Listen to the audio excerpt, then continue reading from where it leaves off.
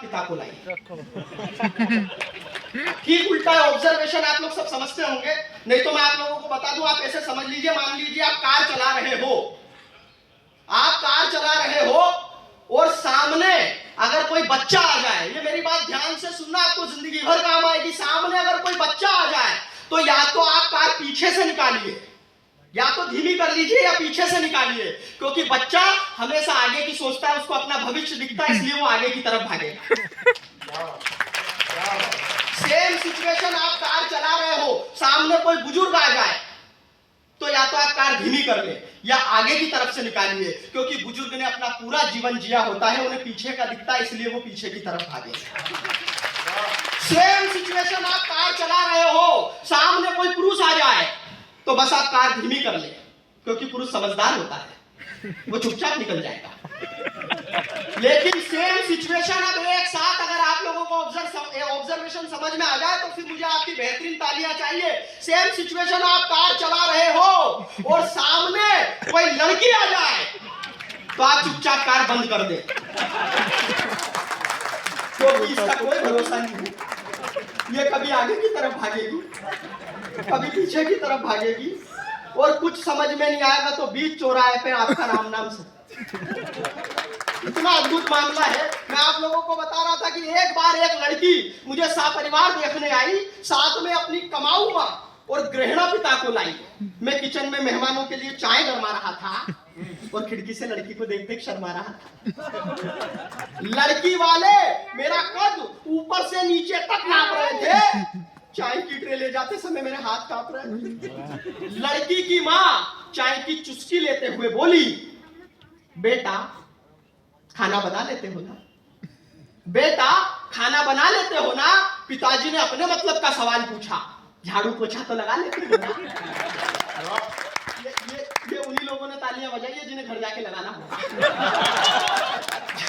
झाड़ू पोछा तो लगा लेते हो ना।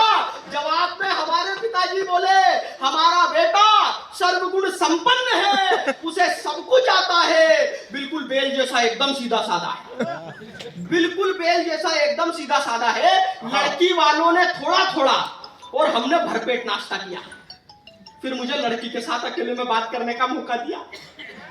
फिर मुझे हम दोनों को भेज दिया एक कमरे में, बोले जाओ दोनों अकेले में बात कर लो। यकीन जानो इलाहाबाद वालों, 10 मिनट तक पिन ड्रॉप साइलेंट, ना मैं कुछ बोला ना वो बोली। फिर हिम्मत करके मैं ही बोला, बहन आप कितने भाई बहन हैं? फिर वो बोली, अब तक तो 2 थे। मैं सच बता रहा हूं, शुरुआत से मेरे साथ में ऐसा ही रहा। वो हमारे तो एग्जाम आते थे ना, तो वो हमारे टीचर, वो यकीन जानिए हर महीने यूनिट टेस्ट होते थे, हर महीने यूनिट टेस्ट। वो टीचर ने निबंध लिखने को दिया कि दिवाली पे निबंध लिख के लेकर के आओ। मैंने लिखा, दिवाली हिंदुओं का प्रमुख त्योहार है। आप देखना, मैं इतना होशियार, इस देश में राहुल गांधी के बाद अगर कोई सबसे ज्यादा होशियार है तो मैं ही हूं, बहुत होशियार रहा। वो टीचर ने बोला कि दिवाली पे निबंध लिख कर लेकर के आओ, तो मैंने लिखा, दिवाली हिंदुओं का प्रमुख त्योहार है, इस दिन हम नए कपड़े पहनते हैं, इस दिन हम नए कपड़े पहनते हैं, दीप जला करके दीपों का त्योहार मनाते हैं, पटाखे फोड़ते हैं, लेकिन कुछ लोग इस दिन जुआ खेलते हैं। जुआ खेलना अच्छी बात नहीं है, हमें जुआ नहीं खेलना चाहिए। कॉपी जमा कर दी, टीचर को मेरी बात अच्छी लगी कि क्या बढ़िया कहा यार इसने कि जुआ नहीं खेलना चाहिए, 10 में से 10 नंबर। लेकिन अगले महीने फिर यूनिट टेस्ट, इस बार निबंध बदल दिया, बोले होली पे लिख के लेकर क्या। मैंने फिर अपना दिमाग लगाया, मैंने फिर लिखा, होली हिंदुओं का प्रमुख त्योहार है, इस दिन हम पुराने कपड़े पहनते हैं,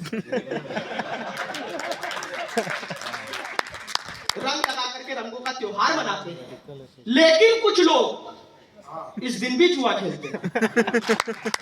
जुआ खेलना अच्छी बात नहीं, हमें जुआ नहीं खेलना चाहिए। कॉपी जमा कर दी, मास्टर जी को मेरी बात फिर अच्छी लगी, फिर 10 में से 10, लेकिन वो मेरी ट्रिक समझ गए, बोले ये हर बार जुआ फंसा के 10 में से 10 ले जाता है। अगले महीने के यूनिट टेस्ट में उन्होंने ऐसा निबंध दिया, बोले पेड़ पे लिख के लेकर के आओ। मैंने बताया ना मैं होशियार व्यक्ति, मैंने फिर अपना दिमाग लगाया, मैंने लिखा पर्यावरण की सुरक्षा के लिए पेड़ लगाना बहुत जरूरी है। पेड़ कार्बन डाइऑक्साइड लेकर के ऑक्सीजन छोड़ता है, लेकिन कुछ लोग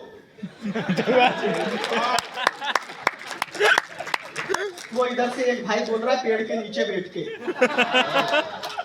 आजकल के लोग होशियार हैं, वो पहले पेड़ काटते हैं, उसकी टेबल कुर्सी बनाते हैं, फिर उसके ऊपर बैठ करके जोरदार ताली बजाते हैं। हम दोनों को एक कमरे में भेज दिया। लड़की का जैसे जैसे सवाल मेरी तरफ आ रहा था, मैं शर्माते हुए शर्ट की कॉलर चबा रहा था।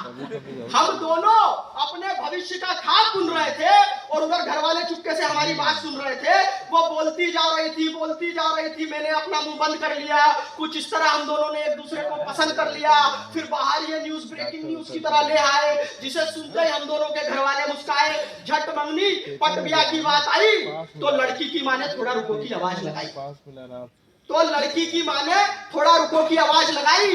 बोली हमारी बेटी सरकारी अफसर है, लाख रुपया महीना कमाती है, ऊपर की कमाई भी आती है। अब आप लोग बताइए, इलाहाबाद वालों, कविता तक आ रहा हूं, अगर आप लोगों तक व्यंग की भाषा पहुंच जाए तो मुझे एक एक व्यक्ति की भरपूर आशीर्वाद चाहिए। किसी ने कहा है कि अपने जख्मों को भी आईना बनाया हमने। आपको हंसता हुआ चेहरा दिखाने के लिए इतना आसान नहीं होता खुद का तमाशा करना। कलेजा चाहिए जमाने को बचाने।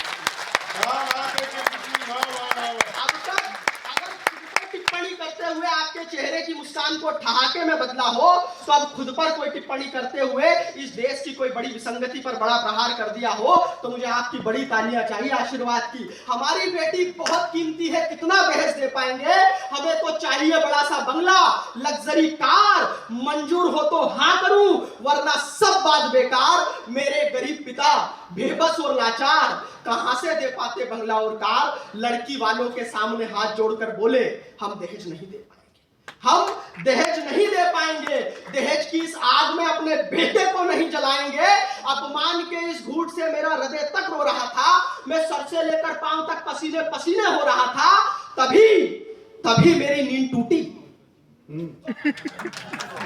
आप लोगों का ठहाका टूटा, लेकिन अगली बात अगर इस ठहाके को संवेदना में बदल दूं तो मुझे वो तालियां चाहिए जिसके लिए मैंने आपसे आग्रह किया था।